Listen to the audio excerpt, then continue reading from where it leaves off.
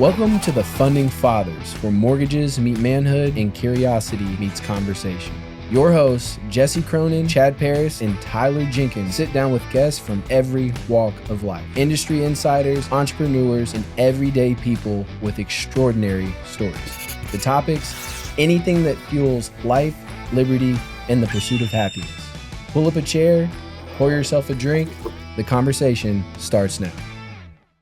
What's up, guys? Welcome back to the closing table with the Funding Fathers. Your host, Chad Paris. Tyler Jenkins. And Jesse Cronin. And today we have a very, very special guest, a dear guest to me. This is a dear friend of mine, 1998 state champion, father of two boys, husband to Jess, college football punter, a real pro, an industry leader with Kentucky Farm Bureau. And in 1999, he may or may not have been the leader in punting in Jefferson County, but he only won by about 0.7 of a yard to a receiver. Let's just call it a spade. So with that, I want to introduce my dear friend, Anthony Thornton. Let's go. Let's go. Welcome to the show, Anthony. Welcome. I'm excited. I'm excited to be here. Yeah, it's gonna be really fun. We got a lot of stories. You know, football's kicking off. Let's talk about the real quick. Hold on. Why, like Jesse is always trying to give himself props, Anthony. So I got to hear more about this. Like, what's the story? Like the 0.7 of a yard from a receiver. Like, what's he talking about here? So it's really simple. Male's offense was so good, so dynamic, so many future pros, future college football players that we only punted once a game, and usually it was on like the 40-yard line. I had to pin people deep. So I never got to actually let loose my lack of leg strength that I have. Now, hold on. We got a graphic, and they'll pull it up here so you can see it. Now, I want to point this out. You punted a lot more than I did. So clearly that team did not have as much firepower as the St. X Tigers that year. We'll get into that later. No, in all seriousness, Anthony was a killer punter. I was honored to be second place. But remember, I played the entire game, so my legs were pretty much shot. Cool, I gotta be honest with you, wide receiver. I mean, you punt. I didn't. Honestly, until I walked past your desk the other day, you said you punted. I legitimately did not know you punted in high school. There's a lot of things about me you don't know, Chad. Yeah. Okay. But no, in all seriousness, so Anthony, tell us. We'll get to high school football and college football. Just tell us a little bit about. We were talking yesterday about just your life and your hero is your mom, right? Absolutely. So, I mean, tell us a little bit about, growing up and what life looked like, and we'll kind of progress through. We'll mix in and out college football, a lot of good stories. But it is. Listen, it's college football season, guys. Right? Oh, yeah. It's back. It's here. Finally. Let's go. It feels like it outside. Not to take away from Mama real quick, but let's talk about it's college football. So, we're definitely going to talk college football. But, Anthony, as a mama's boy, this guy right here, Tyler Jenkins, to my left, is a mama's boy as well. Chad, we relate to being mama's boys. Chad, you're a mama's boy, too. Oh, he said he was first. I'm first. number one mama's boy. He was self-identified. As am I. I think you got 4 mama's boys sitting there. For sure. No, but talk about, your upbringing was interesting as far as you're moving around and instability of housing and how you had family to lean on, but still as a child. Talk to us about what that's like as a 9, 10, 11, 12-year-old kid that's not going to the same home, don't know where you're going, and got a mom that's doing everything that she can, man. My mom is my hero, and I'm not. That's not an exaggeration. I am a mama's boy. The honest truth is, I was rich with family growing up. So my mom's from a big family. 1 year we'd live in an apartment, 2 years we'd live in an apartment, and then we'd have to go back and move with my grandparents for a year, and then we would start that process again. We moved to an apartment. I was in second grade. She was telling me this morning. I was in second grade with a key on a lanyard, walking home to the apartment by myself from school. Wow. So she's going to school, working 2 jobs, trying to make sure she could pay the bills and put me in Catholic school, put food on the table. So I have no complaints. You talk about adaptability. Like, I grew up, I can adapt to any situation. I can be around anybody in this world, and I will be excited to meet them. Mm-hmm. And I think a lot of that comes from just, I grew up that way. That's a practice. I loved it. I mean, it is who I am. It doesn't bother me one bit. I'm so proud of my mom for everything she went through. My grandparents were amazing. They were always there. All my uncles, they were like fathers to me. So I had plenty of influences, but I also had a lot of time on my hands and did a lot of things that, 5, 6, 7-year-old kids didn't do. Go spend 3 hours on a field practicing whatever sport by myself because I had free time. Yeah. I had to fill that time. But my mom is amazing. She made me who I am today. And yeah, you said something just now, Anthony. I just kind of caught on to. I mean, I'm sitting here processing myself being a young boy. I didn't have that, right? I mean, I grew up in the same house that my mom still lives in today. So I had all the stability that I could ever ask for. And you're talking about moving around here, uncles, grandparents, apartments, this and that. You just made a note that your mom was in school, she was working, and then you said Catholic school. Like, she's still, like, and Jesse is going to talk about this because, Jesse, your situation is very similar to this, growing up in extremely poor conditions, not necessarily extremely poor, but you just didn't have money for extracurricular stuff like Catholic school. So both of you, I'd like to hear, Anthony, I'm going to let you start first. Like, talked about what that means to you today as a son, knowing that your mom took money out of her pocket to put you into a Catholic school. We all make, we're all dads. We all make sacrifices for our kids. Oh yeah. And if you don't, you're not a real parent, in my opinion. There's got to be sacrifices for your kids. They need to see you sacrifice. I saw my mom sacrifice. I saw her work hard. That means a lot to me. I mean, I don't know what I can attribute my work ethic to, but I other than watching her go through all that. But I was the first person on the field. I was the first person in the weight room. I was one of the last ones out. Like, that's just how I've always grown up. That's how I always was. And I'm sure a lot of it comes from watching her do that. Yeah. That sacrifice to put me in Catholic school when that wasn't the easy route. There's no doubt about it. It Single wasn't. mom, no. I can tell you this. You talked about sacrifice. So, growing up with 4 brothers, I'm one of 5, the 4th. My mom and dad, worked day jobs, delivered papers every Saturday night. Our living room was full of papers. I mean, this stack, if you've never seen what stacking the Sunday paper looks like that was my childhood. And then they'd load us in the station wagon and we go out and we deliver Sunday papers. Now, when I was a kid, early on, some of you old dogs on here will remember this, there was the morning paper and there was the afternoon paper. Well, we delivered the morning paper, went to school, and then most evenings I would go off and deliver the afternoon paper with my dad. So talk about sacrifice, like they were doing what they could do to put us through St. X. I attribute— That's a lot of boys. 5 kids. I mean, St. X, St. Raphael. That is crazy. And I'm like, whoa. We were fortunate, we were fortunate to have parents who literally sacrificed, like Anthony's talking about, to give us the things that we otherwise wouldn't have had. And I can tell you this, like it's the reason I am who I am today. And I'm sure, Anthony, I know you well enough to say that those lessons and core memories that you learned so early from your mom is why you're so successful in business today. I mean, it's everything. It's business, it's personal life, it's relationships, it's your kids, it's being a parent, being a coach, all those things. It contributes to everything. I mean, it shapes your life. It does. It builds your character. Absolutely. I kind of say struggle is the teammate to your growth. Like, you're not going to grow if you don't have struggle. I tell my kids, I want you to fail. And my boys, they handle struggle, they handle failure like any other kid does. It infuriates them at times. But if you don't have that failure, if you don't have that struggle, you're not growing.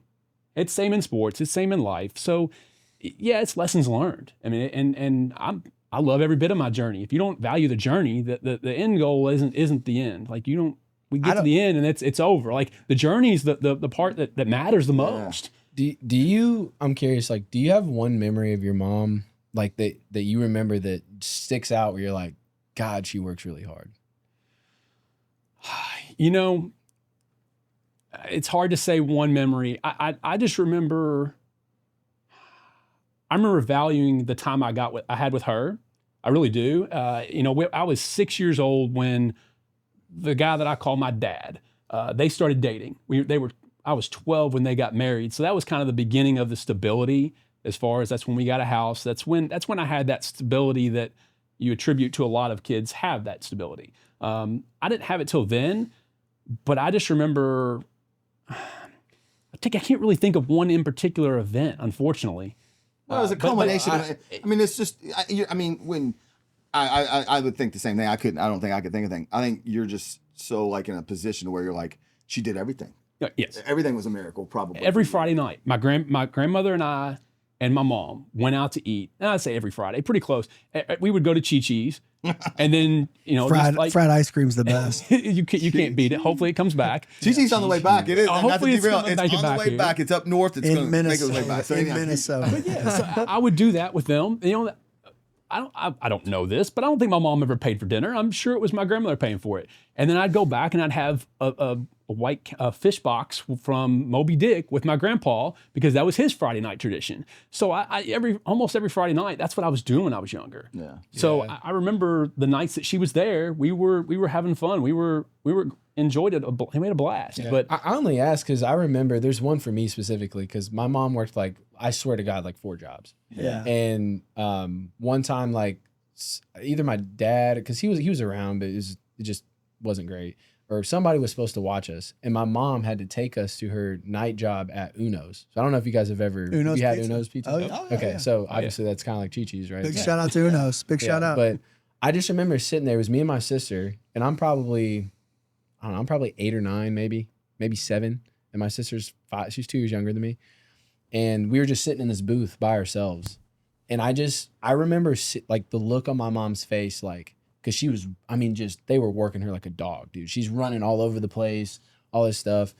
And she came and gave us food, and I just looked at her, and I was just like, because I had never seen her work, we had never been there, right? I had never seen her work in that environment. Mm-hmm. And I was just like, oh my God. That's your mom. She is ruthless. She's relentless. And that was her night job. That was her wasn't even night day job. Yeah. That was her night job. And she was in the reserves. She was in the military reserves. Yeah. oh wow. And she was going to school. So she could be a dental hygienist. And then she eventually did that, got her associate's degree, was a dental hygienist, and then she didn't have to do all those things. But wow. Well, you were talking about you were talking about memories early on. Crazy. Working 3 jobs. So, my mom, kidney transplant, was really sick when I was younger. My dad was working as a printing salesman during the day, UPS Marshall airplanes at night, and he was stocking shelves between the jobs at Anheuser-Busch. And I can remember like it was yesterday, my dad coming home. He's always wore a bow tie every day. Everybody knew Chips with a bow tie. He's in his bow tie. He's still in his, I say pressed. He pressed it himself, but his fine pressed white shirt and his slacks. And he's like, let's go. We go outside. It's getting dark before he's going to his second job, and we're out throwing football. So you talk about core memories. That's why I guarantee you every single one of us has stories of things that our parents did to sacrifice, but then they were still present. Mm-hmm. Yeah. And I think that's why, because I know every one of you all, that's why we're all such present fathers. Yeah, well, I'll chime in real quick. She was at every game, every practice, I never didn't have a ride. Can I ask one question real quick? Yeah. So Tyler, do you have a memory of when you feel like you just realized how proud you were of your mom for the struggles that she did? And then you realize, hey, maybe not you made it, but almost a wow, you really did. You made it. Yeah. And that's amazing to watch. I think after having my first son and working, because I was doing financially, I was doing very well. And one day it kind of clicked. I'm like, I don't know how she did that. Yes. I have all these resources, all these people. I have plenty of money. I can get a nanny. We can do all these things. We have a nanny come to the house. It's easy. It's simple. I don't know. It really true. I called her. I remember the day I thought about it, and I just called her out of the blue, and I said, Mom, I don't know how you did this. You are special. Good. I figured that would be your response, that's but awesome. It's awesome to have that feeling. I remember the same. I remember having that feeling too. So that's why I was emotional. Curious. Yeah, that's awesome. Yeah, Anthony, as a you kind of hit me just a second ago and talking about he's your stepfather, but you call him dad. Oh yeah. I obviously my situation is that's Dad hearing you say that and you call him dad and how he brought stability to your life along with your mother that was a miracle worker. It makes me so happy, man, because I'm a stepfather and those are my boys. Those aren't my stepkids; those are my boys. And I have a daughter, as you know, and it's one of those to where I value my relationship to them as my sons. It's not a stepson, and right. It's just one of those to where so you hearing you say that, man, it made me so happy to hear that you had a dad figure come in your life and that you actually referenced to him as dad. So I just wanted to point that out. As a stepdad in real life, I feel like I'm the They are my kids. And it doesn't have to be one or the other. It doesn't have to be because he became my dad, I don't have respect for the other person or any, Right. It doesn't have to replace anything. You can have figures in your life that can build on each other. And he didn't, I didn't have to say I lost any more respect or hate the other one or he's not really my dad. It's just a different relationship. Yeah. And so there can be both, but that's amazing. You want to be there for them, and you always hope that they bring you in as a dad. And my dad was I call my dad now. He never interjected him into myself. Like he almost was timid at times to father me, but I knew the love was there, and I knew he was helping me grow. And again, you can look back, and it's, as a father, the impact you can have on them, it's amazing. It really is. Yeah, it's awesome, man. Well, let me ask you a question. So you're growing up, obviously, I mean, I got to say this, like, imagine this, Gray Paris is in 2nd grade, going home with a key. So you're by yourself. So how's a guy who's growing up, how's a guy get into punting a football? Because I got to be honest with you, it's not exactly like, you're shooting a basketball. It's not exactly you're hitting a baseball. Like punting football is an art. I don't know if y'all have ever, like, from a guy who's kind of a big deal in the punting world. I dabbled. How did you get into punting? Because it wasn't your first sport. No. I grew up. I was playing soccer at a young age, and of course, it was just YMCA. But I was good, but I wasn't as good as the guys who played club at age 5 years old, 5 and up. But I was good enough that I could compete, and I was a decent athlete. I was a running back. Nick Legal and I were running backs next to each other at St. Barnabas Bartholomew, and played quarterback a few times. Played middle linebacker again. Nick Legal and I right next to each other at middle linebacker. God. So I loved football. To be honest with you, I wish I would have just played quarterback going from then on. I loved soccer too. I couldn't decide, so I played all those sports. I always kicked. Robert Walker came back. He came over to my grade school and he helped teach me how to kick a football. Versus, it's not the same as kicking a soccer ball. It's really not. That's funny you say that, because I was in grade school and I punted like in 5th grade. But Freddie Nix, good buddy of mine's dad, Freddie Nix, Sean Nix. Freddie was a legend at St. Raphael grade school football. He had a buddy come in from California, and the dude punted at some JUCO. And that's who taught me to punt, was a guy who came to practice a couple of times. And so it's funny that you have that same type of story. Now I got to go back to St. Barnabas real quick. Now you want to talk about a loaded team. The Juarez brothers. Yes. Nick Legal, Chris Young. I'm not going to remember all the names. I'm so bad with names. Well, these are all St. X guys. But we had we'll get a great team. We'll get into that. But y'all were stacked. Yes. Any success? I think we lost in the Toy Bowl one year that I can remember. Okay. But it's hard for me to remember that year as a positive because I couldn't touch the ball that year. Oh, you were overweight? I was like the second fastest kid on the team probably. You had an X on your helmet? And I had an X on my helmet. Hey, 8th grade year. So I started That was my 8th grade year. I started quarterback 7th grade year. We lose to a really good Matt Huff. Yep. Eric Brettlinger. We lose to a really good, what was it called? Community Catholic, right? Our Mother Sorrows. Almost, yes. And we lose to them. I go in 8th grade year. I'm going to be the starting quarterback. Well, for those of you who don't know, the CSAA has a rule where you got to be on 130 pounds. And if you're over 130 pounds, you get this big black X on your helmet. And you know what that means? You're a lineman. Can't touch the ball, baby. You're a lineman. So here I am. Line, boy. We're practicing all, leading up to the season. Well, going back into like the 80s, something happened with St. Raphael where some kids that got caught, they were sweating them. They were trying to make them cut weight. Serious heart attack. How old are these kids? 7th, 8th grade. So long story short, they learned their lesson. So they didn't let me sweat because I was like 131. And so I ended up going from starting quarterback to right tackle. But I tell you what, we ran a hell of a pull. Like I say tackle, I think it was guard because I was a pulling guard on the crossbuck or whatever. But long story short, that X it's hilarious. I didn't know you were a lineman. Oh, it made me so mad. And that's honestly, that's probably the reason I didn't go continue to play quarterback and try to play quarterback in high school was because it beat me up mentally that I couldn't touch the ball. I mean, I still had fun. I still worked hard. I still I still wanted to ball. I wanted the ball though. Yeah. I'm sorry. I mean, I'm sorry. I wanted the ball in my hands. I'm that person. I feel that, but like I want to know what your perspective is on this. So the amount of respect that I learned that year for offensive linemen, Oh yeah. they are the most cerebral, Selfless. They're the smartest dudes on the field.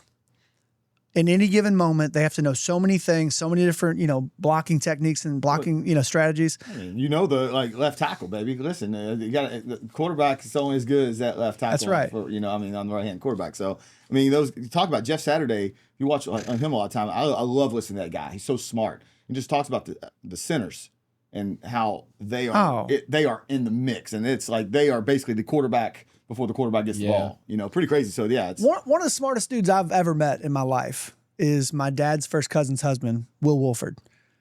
I mean, dude literally was on all of the Buffalo Bills losses. Louisville dude, played in the pros, and again, cerebral. He's a financial advisor now. So I mean, you look at it, and I learned so much respect. But then I got to be honest with you, as soon as that X came off that helmet, I'm all about the show, boys. I like to score touchdowns. So we're being real. Anthony, let's move on from St. Bartholomew Barnabas, which again, y'all had some fire, to Male High School. So did you play soccer at Male? I did. Did y'all have any success? Yeah. We were always good. We didn't have all the club talent that Trinity and St. X did. Yeah. So we made our way into the state tournament. We made our way past St. X a few times, but yeah, we couldn't overcome it all the time.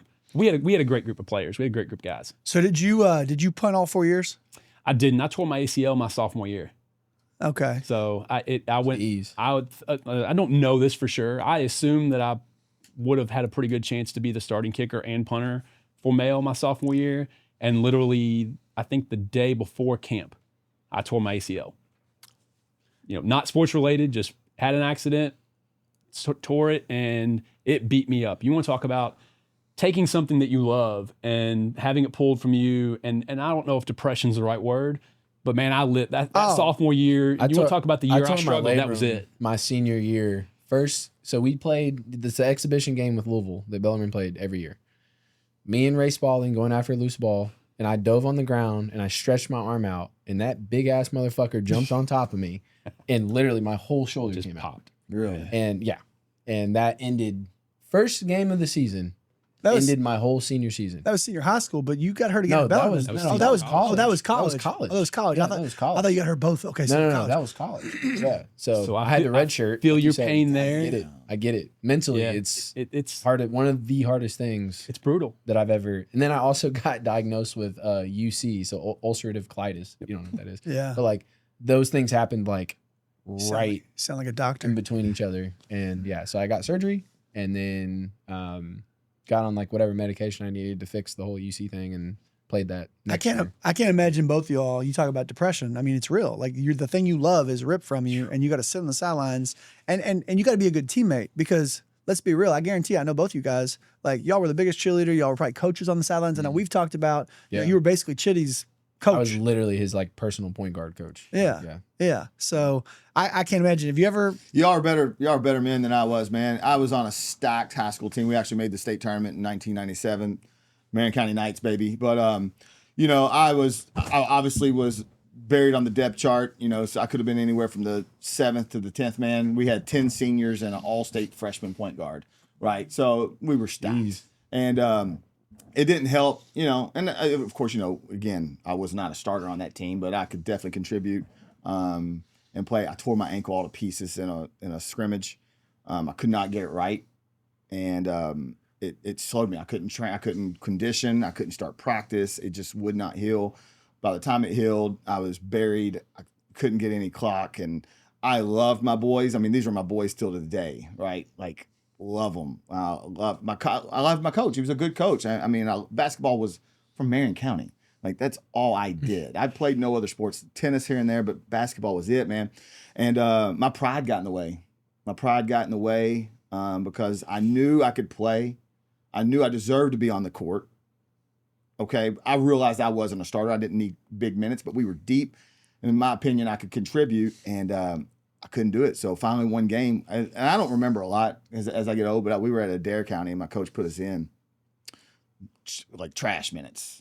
And my dad was up in the stands, and my friends are all looking at every game. They're just like, I can't believe you don't get to play any. Like, and they're looking at me, and it started to fuel me. Mm-hmm. And so I said, you know what? Fuck it. I'm going out there. I'm gonna shoulder check somebody. I'm gonna act like a fucking asshole. And I did. I went out and I literally just rammed some dude like basically into the front row of the stands. And I mean, just acted like a complete jerk. I was mad. Went back to Marion County that night, got back. Of course, you know, we got beat. I mean, everyone's pissed off. And I walk into the coach's room bawling, crying. I mean, bawling, crying. The coaches are there. And I quit because I couldn't do it. I couldn't be the teammate. As you were saying, Jesse, I could not be the teammate on the sideline that cheered for my boys to watch them out there doing their thing and be that guy. And that's a hard thing to do. So you saying that, like being a good teammate, and you, Tyler, talking about that, I mean, it's so commendable. I wish I would have held on because I don't know what would, you know, I had opportunities to come back, but my pride got in the way. And, you know, it is what it is. It's a learning moment. Like it's something that I'll never, ever, ever forget. I still have regrets over it. Now, granted, I went on and played intramural basketball, and we had some really lot of fun. I mean, I had some blast with that, and I tore some people up in some intramurals, hit a few half-court shots to win some games. But they ended up going to state tournament that year, and I'll never forget this, guys. I'm getting ready to go to tennis practice because I played tennis my senior year at Marion County, and I'm literally pulling out. We got this big dome, you know, and I'm walking over to the tennis courts, and there's the bus to come pick up the team to head to Rupp Arena for the state title. Or for the state tournament. So I watched them all get on. They've all shaved their heads, got their headbands on. A team of, you know, a little unit, you know, kind of a unified moment. Wow. And they're getting on the bus to head to Rupp Arena to play in the state basketball tournament in 1997. And I'm going out to tennis practice. So, That's you know, it's so listen, it's one of those, it made me strong. I mean, again, there's value there somewhere. Like I'm still finding, like, I'll still think about it and I kind of look back, but yeah, so you know, adversity though, we all need adversity in life. It's just what molds the us. hardest part for me was that we had just come off a Final Four run the year before that, and we returned almost everybody. Wow. So I was like, this year's the year. It's the year. Like this class is going to be the one that does it. Yeah. We knew what we needed. We recruited some more guys. We got what we needed. And I was like, we're going to do it. First fucking game. That's crazy. Yeah. That's what made it tough. And they did well. We went to the NCAA tournament. They won a few games. But the game that we lost to go to the regional championship game, like that particular guard, I would have eaten him for breakfast. But it just, that's what made it tough. Like that was the hardest thing. It wasn't, the whole season was what it was. Watching that last game and knowing you could make that, like I could have impacted that game. That's the worst. Yeah. Really sucked. Well, let's transition to some winning. We talked about some adversity and all the bad things, so let's just get into it and keep it moving here on some state titles here, because I know this. Tyler, you and I can just sit over here and just be quiet for a second. Let these boys reminisce on 1998, 1999, and all the things that's about to come here, boys. Well, so you come off your injury sophomore year, junior year you come in, you're healed up. Y'all are loaded. I mean, let's talk about this for a second. You got a guy named Montrell Jones, who to this day, as far as I'm concerned, is probably the premier, most elite. Montrell, I love you. The most elite receiver to ever come out of the city of Louisville. I mean, I know we've had some dudes, who've gone on and played. Montrell had the most talent. I always said Montrell's most amazing thing to me, because obviously Male ran a lot of screens.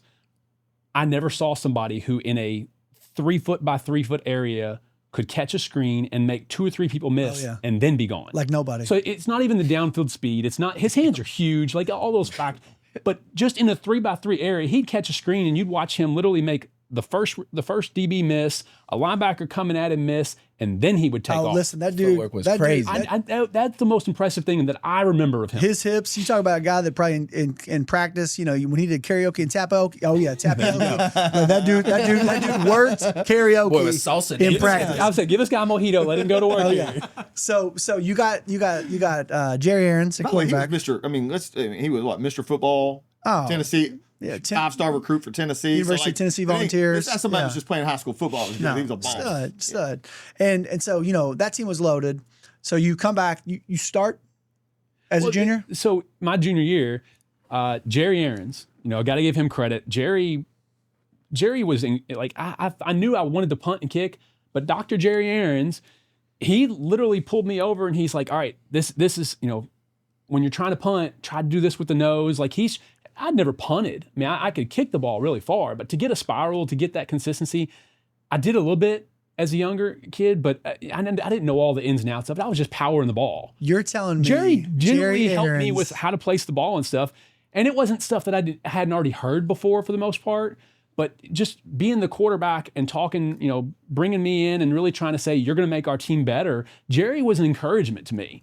Because I'm coming in, I'm just a punter, I'm just a kicker. So Jerry, I'm not the quarterback or the running back anymore like I was growing up. So him bringing me in was big to me. It really was. No, that's legit. So Jerry, obviously threw one of the best balls I've ever seen. Like obviously set a ton of records. But talk about a dude teach you how to punt and he can straighten teeth. Like that's pretty impressive. In all seriousness, so y'all go on. What was y'all's record that year? So I was trying to remember that. I want to say we had 3 or 4 losses during the season. Did y'all really? Yes. So that team, that's a tribute to leadership right there. It seems like there was always 1 or 2 little things that went wrong. When we scrimmaged Jared Lorenzen and Derek Smith and those guys in a jamboree kick off the season, and it was a scrimmage, but it was 115 degrees on the field. Jared Lorenzen's knocking people to the side and throwing a 65-yard ball down the field to Derek Smith. Like we took our lumps in that game and learned, and it happened through the season too. I remember a couple losses, but the team would always rally and stay together, and that was the leadership. Yeah, that was Jerry. That was the other guys on the team, and then the guys like Montrell, who would have been a sophomore that year. The talent was always there. Yeah. And then it was almost like when it came to playoff time, the team just really gelled and came together. And I watched, again, I'm a punter, I'm a kicker, I'm not involved in every little detail, but I watched the leadership on that team and how it made a difference. And Jerry was a big reason for it, in my opinion. And it's me watching on the outside in. And this is 1990. Is this 1998? So this is just the year we won the state championship. So 3 or 4 losses in the regular season. I mean, keeping it together, but 3 or 4 losses. It's probably not what you are expecting. No, I don't think at all it was. And I think the coaches, again, outside looking in, bad memory, I think the coaches were genuinely frustrated. I think the team was genuinely frustrated, but the leadership was so strong on that team that that's what I remember is they didn't panic. They were always ready to go. They were all obviously frustrated. All of us were frustrated. But that team was always going to come together. That's just my opinion. That's the way I felt. Yeah. Who'd y'all play in the finals that year? Tate's Creek. So Tate's Creek, actually, my wife, went to Tate's Creek. So we didn't meet each other, but we were both there. Oh, she was watching that punter on the sidelines. She was there. She was watching that punter. I see. Okay. Yeah. So we beat Tate's Creek, and it was never a game. They were a hard-nosed running team, line up and just run. We were ready for them, and I want to say the score was 28-0. Oh wow. Or 21-0 at the end of the first quarter. Old Cardinal. At Old Cardinal. Freezing cold. It was frozen. Oh yeah. I mean that you're talking about frozen concrete. That's what it is. Oh Frozen no, concrete. Literally, like I'm sure it was like that when you were playing. When I played, and we'll get to this in a minute. Literally, like at that point, Old Cardinal was so rough that the seams in the AstroTurf had pulled. Yes. You could see concrete. Like it wasn't just concrete because it was cold. No. There was literal concrete under the turf. Yeah. Yeah. Nope. So that's legit. So y'all pretty much walked through them, right? So then you go into senior year, y'all pretty well returned everybody less Jerry with a couple other parts. Lost Trent Finley, lost a couple, but you lose Trent Finley at wide receiver, who went on to play in college, and then you bring in Michael Bush. Right. You're not. Who? You've heard that name before. Yeah. Los Angeles Raider. Louisville Cardinal. So you bring in. Obviously you reload. You replace Jerry, which it's hard. You can't really replace Jerry. Y'all come back. You're number 1. And I think it was the 3rd game of the year. My memory is a little fuzzy. There's a lot of details that year that we'll get into that I remember exactly. But I think it was the 3rd game of that year. Y'all come in. You're number 1. We're number 2. Manual Stadium. And do you remember that game? Because I got something. Let me put this on real quick. Actually, I brought. Here we go. No way. This is a game worn. Ew. Yeah. Hasn't been washed since '99. It's a game. At least you brought that and not the jock box strap. did you dig this out of? It's a game worn game worn jersey. Hit a little tight. No, I'm just kidding. This is a game worn jersey. So number 1 versus number 2 and St. X back in the day. So we didn't have a home field, right? So our home field was legitimately Manual High School's Manual Stadium, which back in the, I don't know if you know this, you probably do because you all had Manual every year.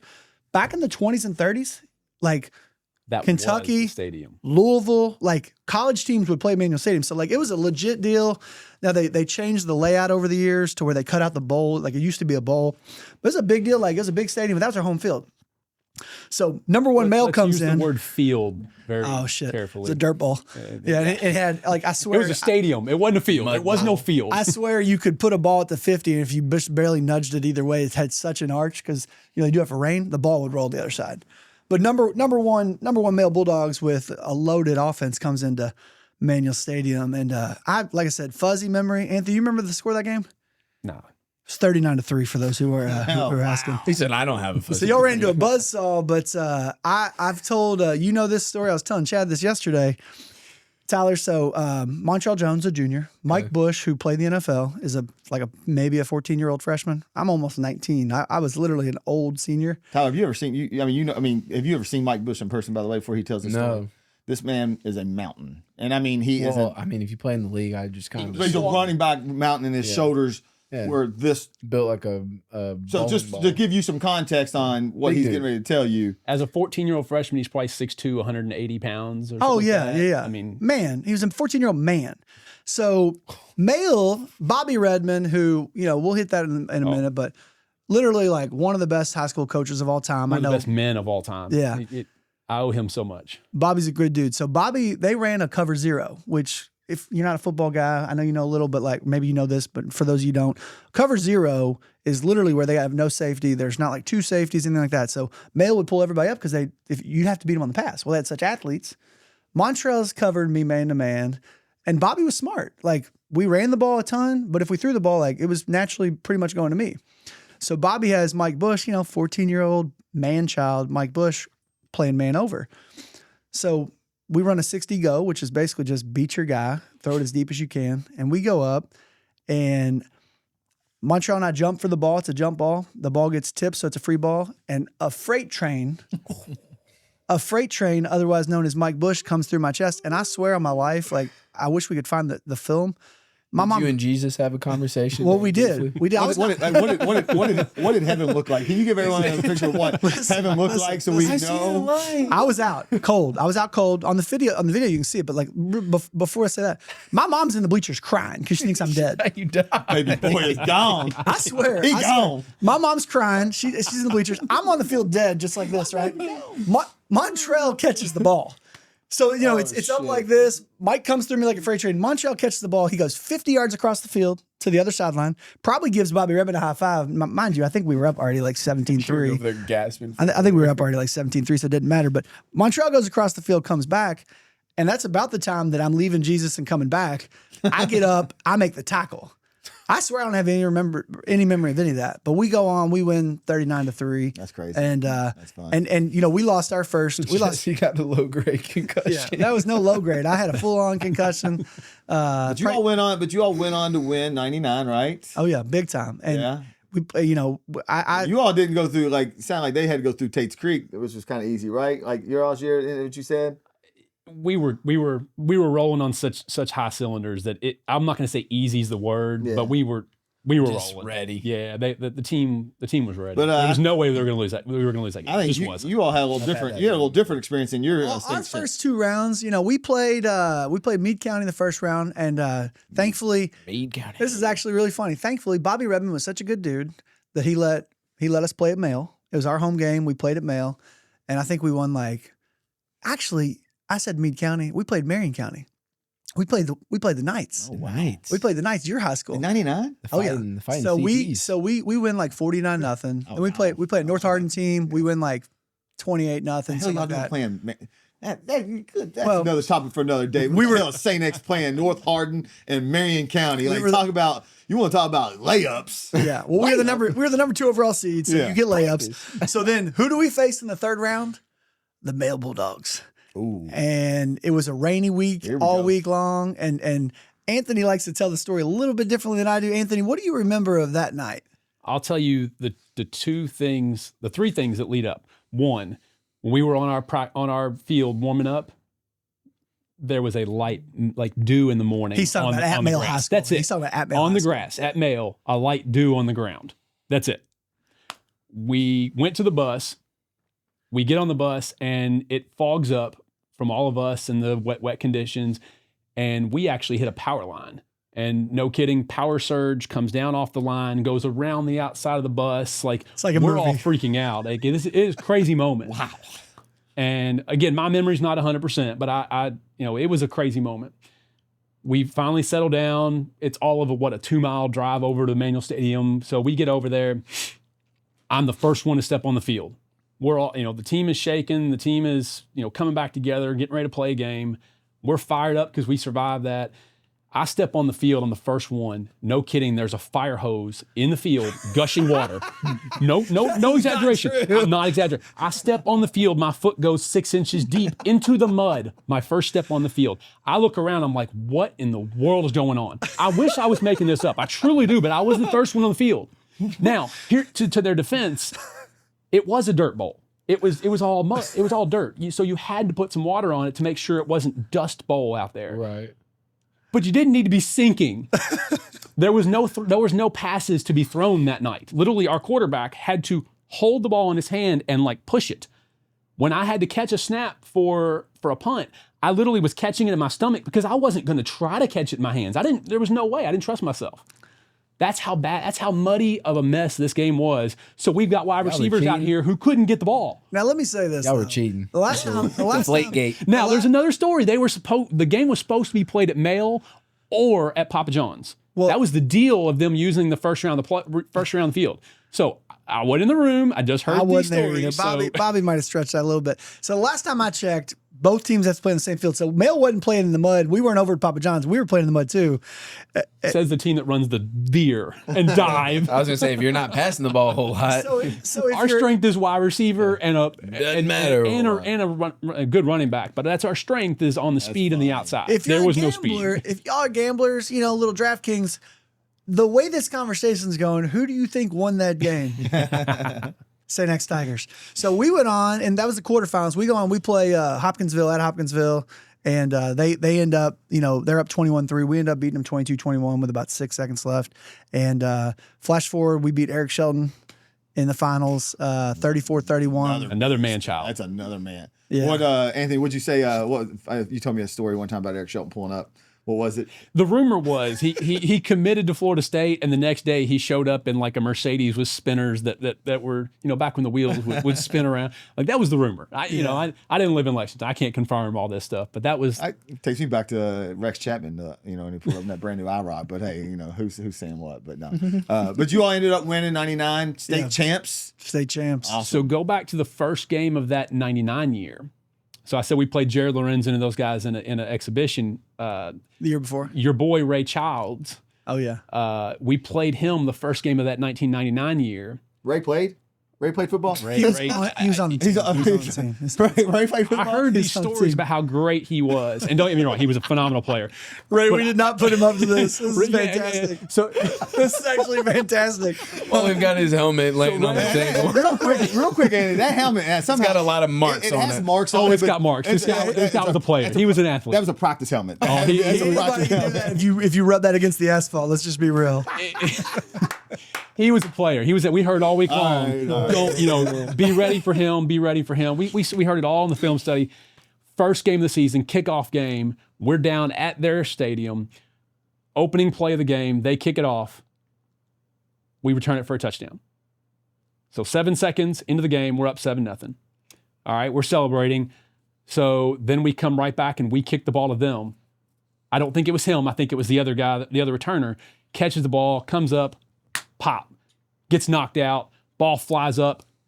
We scoop it and score. 14 seconds into the game, we're up 14-0. Wow. I think the final score was 63 to something. I don't remember what it was. But basketball score. Yeah, I mean, it was. Now, the only other play I'll tell you about this game, and this is a shout out to Louisville's coaching staff. Their running backs, I think he's running backs coach, Chris Barclay, one of the most underrated players I ever remember in high school. I watched him come straight through the line, get to the point where a DB, and a safety were all coming at him. And he had no chance. He's 3 of them coming at him from 3 different angles. He literally, I couldn't even describe this and do it justice, but he plants his foot, does like a spin or a juke move, and these 3 players go slam into each other, and he's gone. So those are the 3 touchdowns I remember in that game from watching from the sideline. Yeah. And that's the talent we had. It was, I mean, the fact that we couldn't get the ball to any of these players in that San X game drives me insane. Yeah. And again, just me as a punter and a kicker right there watching it. But I know Jesse Cronin has something to do with that, but no, that's some good stuff. So guys, circling back to a name that you all kind of mentioned, and Anthony, I want to kind of talk about next journey of you playing for UK, because our boy to the left over here, Jesse, also suited up for the Wildcats. So kind of cool that you both played for the Wildcats. Kinda. I was on the team. He got to put the uniform on top. I'm just playing. No. Hey, listen, that's an honor to put the uniform on. I'm not gonna lie. I can't say shit. But we can still make fun of him. Yeah, I can still make fun of him. That's my guy. He's living proof that I played. Yeah. Like Ray Charles played, right? So, right, we gotta bust you up, buddy. We gotta bust you up. I ain't say shit. I ain't say nothing. It wasn't me. Please don't beat me up. He's gonna wrap me up. But you all both talked about Coach Bob Redman, obviously a historic figure in this town. I mean, just an all-time legendary coach in the state of Kentucky, not just Louisville. And Anthony, we wanted to progress, talk about your time at UK and Jesse's time at UK.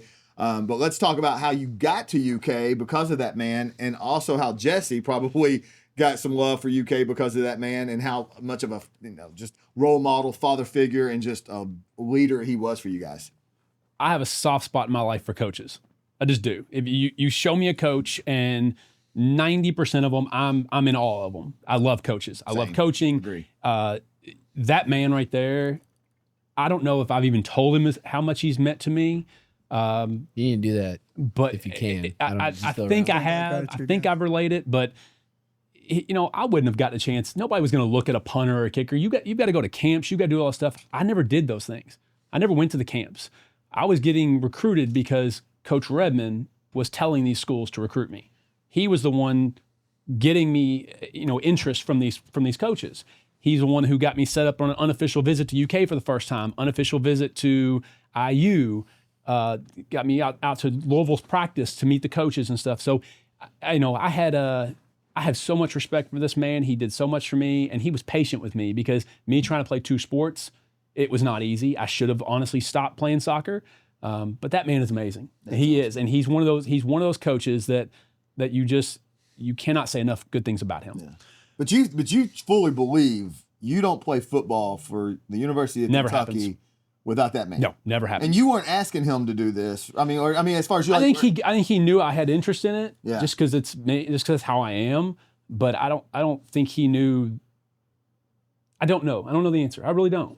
But he was going to put every person on his team. It doesn't matter who you were. He was going to try to get you where you wanted to go. That's awesome. Well, I got a similar story. So, and Anthony will remember this, but back in the day, I mean, heck, even before when you were getting recruited, back in the day, you put together a highlight film. And your highlight film, literally, you sent with like your recommendation letters, right? Hey, bro, we had highlight films. Shoot, y'all had like clips on the internet, right? We had like VHS. Yeah, boy, you had to I got a few. I had to send the tape. Hey, look and one mixtapes, right? Joints are tough. So we actually is that in beta or VHS? VHS. We for real had VHS. Burned on a DVD. So I was fortunate. Like I like to dance. I got into the end zone a couple times, more than a couple times. And so long story short, you want to put these coach letters with you now. Your head coach, Mike Glazer, one of the best dudes.